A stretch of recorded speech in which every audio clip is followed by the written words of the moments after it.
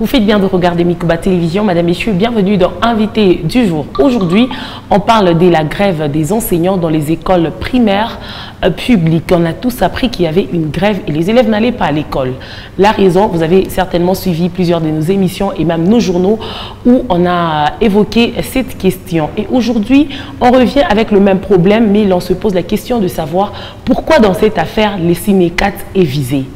On a fait passer également sur nos antennes une interpellation du coordonnateur provincial du SYNECAT qui est M. Vissou Péké. D'ailleurs, notre invité aujourd'hui, à qui d'abord j'ai dit bienvenue. Merci beaucoup, madame. Alors, tout à l'heure, j'étais déjà en train d'expliquer qu'il y a eu une interpellation à l'ANR vous concernant. Vous avez été interpellé par rapport à cette grève. Il semblerait que vous sabotez la gratuité de l'enseignement dans la province du Lualaba. Avant d'y arriver, c'est quoi d'abord la situation actuelle en province par rapport à la grève des enseignants dans les écoles primaires publiques? Les cours ont-ils repris? Merci beaucoup, madame. Nous avions commencé ce mouvement de grève depuis le 10 janvier. Les enseignants réclamaient la prime, le réajustement de leur prime de gratuité, mais le gouvernement a accepté quand même de donner cet argent. Il a commencé par donner 1 mois, il va progressivement. Quand nous avions senti que le gouvernement avait cédé, c'est alors que nous avions levé notre mouvement de grève. Je vous informe que depuis jeudi passé, tous les enseignants des écoles primaires publiques ont repris le cours et les enfants sont en train d'étudier. Aujourd'hui, même si vous y allez, vous allez vous trouver que les enseignants sont en train de consommer la craie. Et si réellement le cours en repris dans toutes ces écoles, pourquoi votre interpellation à l'ANR? Madame, mon interpellation a été... Nous avons trouvé ça normal. Quand les autorités viennent vers nous, nous tiennent des langages selon lesquels vous allez voir, nous allons vous faire marcher, nous allons... Et brusquement, vous êtes interpellé dans un service de renseignement. Nous disons il y a un malaise. C'est pourquoi moi, je ne cesse de dire que c'est une mauvaise incompréhension qu'il y a eu entre nos autorités et l'intersyndicale. Je tiens à vous informer que ce mouvement de grève n'était pas seulement aux écoles catholiques, mais c'est toutes les écoles qui avaient observé ce mouvement de grève. Et les signataires du document qui nous a amenés en grève, ce n'était pas seulement M. Paul qui était le signataire, c'est un document qui a été signé dans la synergie syndicale. Mais nous sommes tous surpris comme vous. Dans tous ces gens, les signataires, on a interpellé que M. Paul et nous avons trouvé que c'était tout à fait normal.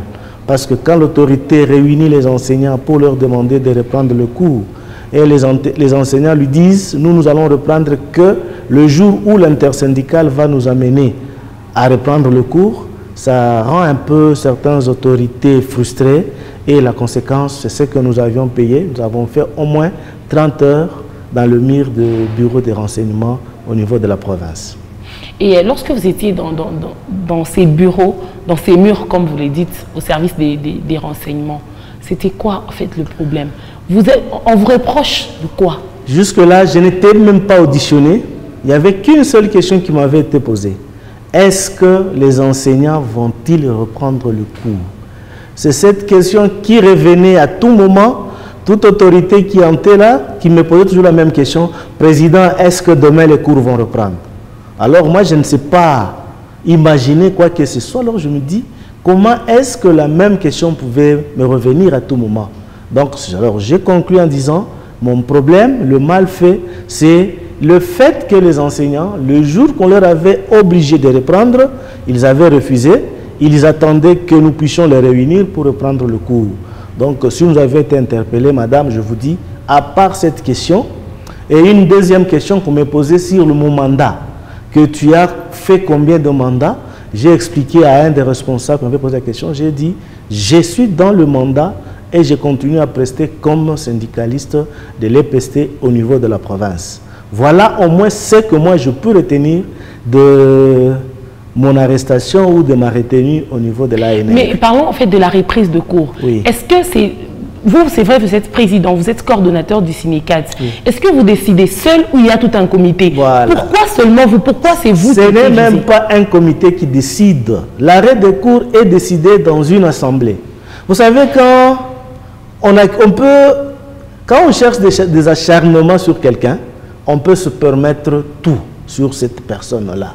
Parce que ce mouvement de grève, ce n'est pas M. Paul qui l'a lancé, c'est un mouvement qui a été issu après des assemblées, je dis bien des assemblées.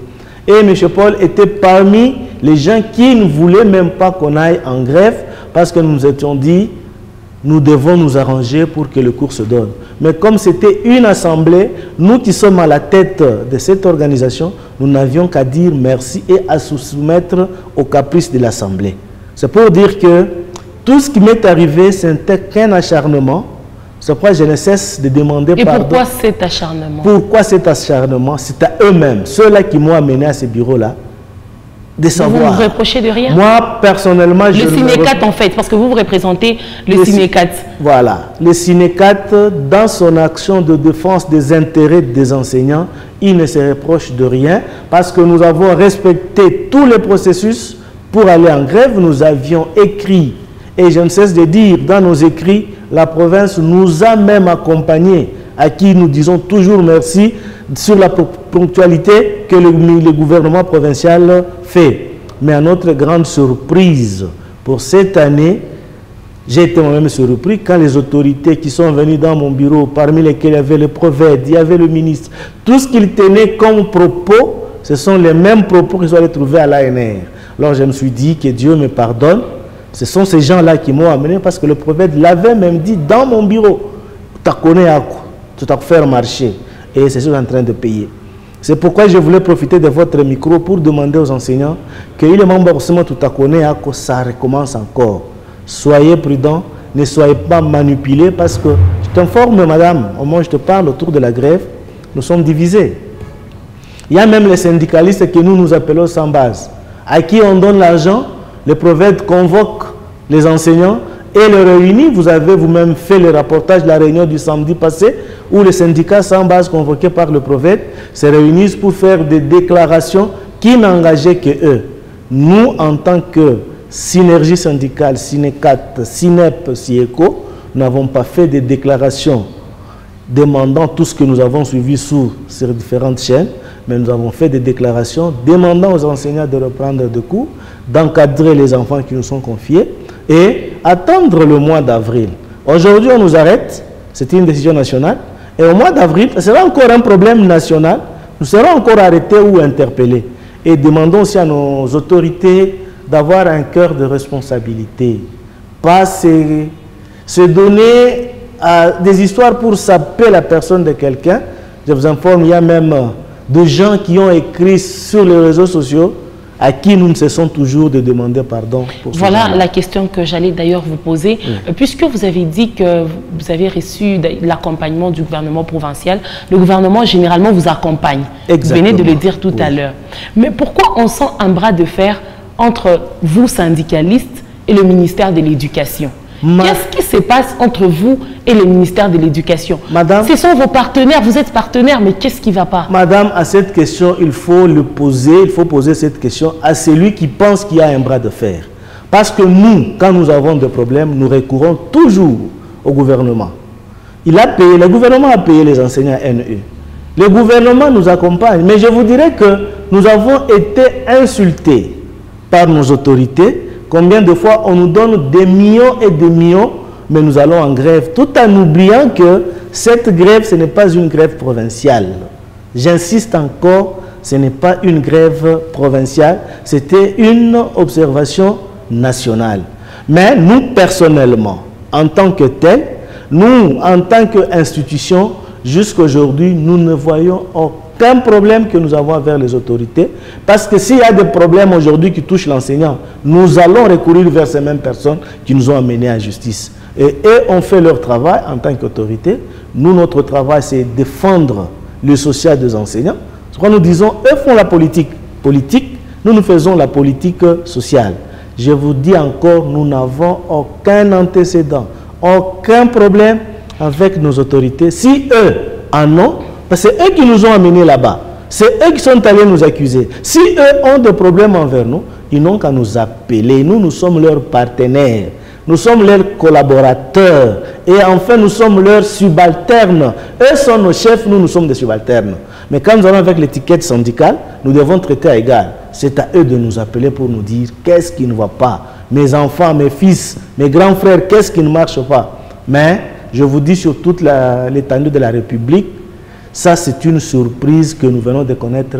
Un parent qui va amener son fils dans le cadre de l'ANR. Vous savez que l'ANR s'occupe de la politique. Quand on nous a amenés là-bas, c'est-à-dire nous faisons la politique, mais au contraire, nous nous occupons du social des enseignants. Je répète encore, nous n'avons aucun antécédent avec qui que ce soit. C'est celui-là qui nous a traduit là-bas, qui nous a amenés là-bas, qui sait qu'il y a des raisons. On dit, on peut avoir des antécédents avec quelqu'un, c'est seulement quand vous êtes auditionné sur PV. On vous écoute, on vous dit pourquoi, qu'est-ce qu'on vous reproche. Mais jusqu'à maintenant, je ne sais même pas de quoi est-ce que j'ai été reproché au bureau de l'ANR. Voilà au moins, madame, ce que je peux répondre à votre question. S'il y en a ceux-là qui pensent qu'il y a des antécédents, c'est eux. Il n'y a pas d'antécédents entre vous. Mais pourquoi vous ne parlez pas un même langage? Lorsqu'on a lu cette publication sur les réseaux sociaux, on vous accuse, vous êtes reproché de plusieurs griefs, vous les savez très bien. Exactement. Mais qu'est-ce qui ne va pas? Vous avez perçu l'argent, vous sabotez la gratuité en province et on remet en cause ou en doute votre mandat de coordonnateur ou président du Sinécat. Vous savez, quand on m'accuse de tourner l'argent d'où? Qui vient d'où? Parce qu'une des autorités, le ministre a réuni les enseignants, que je ne sais pas citer l'école. Il a dit il nous donne de 15 000 $, il nous donne de 15 millions comment est-ce que nous pouvons alors aller encore en grève quand une autorité vous donne l'argent? Madame, il faut être malade. C'est pourquoi je vous dis, je répète encore, il n'y a pas d'antécédent, mais le grand problème, tout ce qu'on nous reproche là, ce sont des accusations fortuites. Et si nous étions rancuniers, si nous étions animés d'une mauvaise foi, nous allions introduire tous ces messieurs-là qui ont écrit cela. Et pour ce moment, je peux vous dire, dans le même réseau, la même personne qui a écrit comment est-ce que moi je détourne l'argent. Quel argent? De la mutuelle de santé? Ou l'argent des transports? Quel transport? Peut-être vous-même, vous savez quel argent vous avez détourné. Quel argent j'ai détourné? Quel argent? Chez qui? Pour détourner l'argent, chez qui? C'est à vous de nous dire voilà. Vous avez détourné l'argent. C'est lui qui a écrit, le monsieur qui a écrit dans les réseaux sociaux. C'est lui qui connaît quel est l'argent que j'ai détourné. Quand vous parlez de la mutuelle de santé, madame, moi je ne cesse de remercier le gouvernement provincial parce que notre gouvernement provincial a le souci là d'accompagner l'enseignant. Nous avons fait les démarches. La province a débloqué plus de 45 000 $. Que vous avez bouffé? Oui, que moi j'ai bouffé. Qui n'est même pas passé par mes mains. Que la province a viré directement dans le compte de la mutuelle de santé. Vous êtes venu couvrir la première opération de l'identification des enseignants. Au moment où je vous parle, les fiches sont dans mon bureau.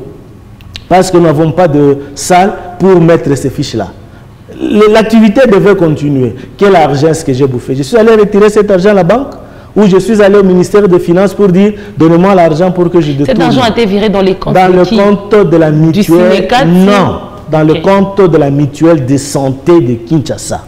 C'est Kinshasa qui a envoyé les gens qui sont venus ici à Kolwezi. Et ce n'est pas nous. Nous étions là comme des accompagnements. La province a donné l'argent pour la PDNE. Madame, il y a à boire et à manger. Madame le gouverneur s'est imposé pour donner. Je ne sais pas dire devant votre micro ici parce que le rapport on est en train de le cacher. Mais tout ça nous disons, ce sont nos responsables. Nous ne devons pas dévoiler. Maintenant, entre moi et ceux-là, qui vole l'argent du gouvernement? De deux, quand vous parlez de la gratuité, madame, je vous dis, nous sommes le partisan de la gratuité. Nous sommes le premier à accompagner les chefs de l'État dans l'application de la gratuité, malgré les difficultés dans lesquelles se trouve l'enseignant.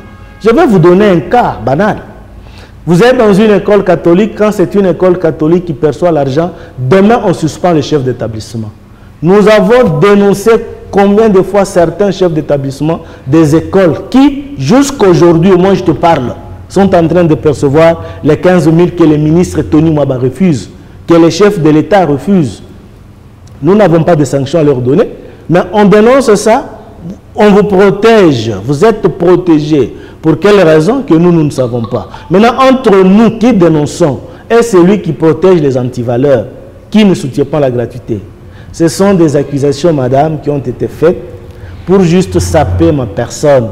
Eux pensaient qu'en faisant ça, les enseignants vont m'abandonner, je serai abandonné à mon triste sort, mais notre Dieu les a confondus. Eux-mêmes ont vu le sort. J'ai été accompagné par tous les enseignants de Kolwezi, à qui je réitère encore mes sincères remerciements, à qui je demande encore de rester. Les enseignants vous ont accompagné ou ont accompagné le ciné? Ils m'ont accompagné parce que là où j'étais arrêté, Ce n'est pas le Sinécat qui a été arrêté, c'est la personne de Vissoupe Paul. Parce que si c'est le Sinécat qui était arrêté, on devait arrêter moi, M. Mwenze et M. Hilaire. Nous qui sommes les responsables de l'intersyndicale. Là où je me suis retrouvé, je ne me suis pas retrouvé avec l'étiquette du Sinécat, je me suis retrouvé avec l'étiquette de Vissoupe Paul, coordonnateur de l'intersyndicale. C'est là où je dis tous les enseignants de Kolwezi, tous, toutes couleurs confondues, m'ont accompagné, à qui je réitère encore une fois de plus mes sincères remerciements. Mais on se pose quand même la question de savoir, avec tout ce que vous venez d'évoquer ici, êtes-vous un élément gênant pour le ministère de l'Éducation? Je ne sais pas, je ne sais pas. Je devais au contraire être un élément gênant au ministère national. Parce que c'est le ministère national qui nous paye. En province, on ne nous paye pas. Même l'argent qu'on a donné aux enseignants NU, on n'a pas donné à tous les enseignants du primaire qui travaillent. On a donné à au moins 246 enseignants NU. Comprenez? Yeah. Là aussi, je vous répète encore qu'il y a à boire et à manger. Quand nous avons introduit notre demande, il y avait autant d'enseignants. Mais on a payé ce qu'il faut payer. Au moment où je parle avec toi, la province, je ne sais pas si elle saura encore donner cet argent. Nous sommes passés de 300 NU sur toute la province pour arriver à 800 NU qui viennent d'où? Point d'interrogation. Nous soutenons à 100% la province. La province devait comprendre que cette action, ce n'est pas une action provinciale, c'est une action nationale et il devait nous approcher, négocier. Madame, vous savez qu'au syndicat, on n'impose pas une ligne de conduite. Au syndicat, on négocie. Chez nous, nous sommes habitués à négocier. Mais quand j'arrive dans un endroit, vous voulez me donner votre ligne de conduite. Là, je ne peux pas marcher avec vous. Parce que là, nous traitons à égal, nous sommes de partenaires. C'est ce que les gens oublient. Tel que je suis ici devant le prophète, quand j'ai l'étiquette syndicale, je suis son partenaire. C'est pourquoi il y a des commissions paritaires qui se font à Kinshasa. Quand le ministre national se retrouve devant les provinciaux que nous sommes, il nous appelle toujours partenaire. Il n'est pas chef dans ce cadre-là. C'est pourquoi nous disons, tout ce qu'on nous a accusé, nous disons que notre Dieu que nous prions puisse le pardonner. Malgré qu'ils m'ont sali, qu'ils m'ont dénigré, avec des propos que moi-même dans la tête, loin de moi. Et je n'envie même pas la politique, je vous dis vrai. Et pourquoi y a-t-il un doute sur votre mandat? Ils peuvent avoir raison, parce qu'ils ne maîtrisent pas le texte qui nous gère. Quand vous ne maîtrisez pas le texte qui vous gère, vous pouvez dire n'importe quoi sur n'importe qui. Parce qu'ils devaient d'abord venir vers moi, me demander, donnez-nous les documents. J'ai tous les documents. J'ai fait 2 mandats. Notre statut prévoit 2 mandats renouvelables. Donc, un mandat de 5 ans, renouvelable 5 ans. Je suis dans mon 2e mandat. Et je t'informe, moi je te parle avec toi, je suis dans un mandat prolongé parce que nous devons faire 3 ans pour préparer le congrès. En 2025, depuis l'année passée, dans 3 ans, tous les provinciaux devront nous retrouver à Kinshasa pour notre congrès, pour organiser maintenant les élections. Donc, quand les autorités, les gens ne maîtrisent pas les rouages, comment est-ce que les syndicats fonctionnent, c'est ça la conséquence. Mais ce que je n'ai pas encore aimé, quand vous dites, ils m'ont surpris chez moi en organisant des réunions clandestines pour déstabiliser la province. Madame, quelle accusation jusqu'à ce point-là. Et si j'étais animé d'une mauvaise foi, j'allais prendre ces éléments et demander à l'ANR de s'en prendre à ces documents-là. Merci, M. Vissoupe, et merci d'avoir apporté tous ces détails aux téléspectateurs. Et ça sera tout pour aujourd'hui, Madame, Messieurs. Merci à vous d'avoir regardé cette émission. On se retrouve la semaine prochaine avec de nouvelles choses à partager. Au revoir et shalom chez vous.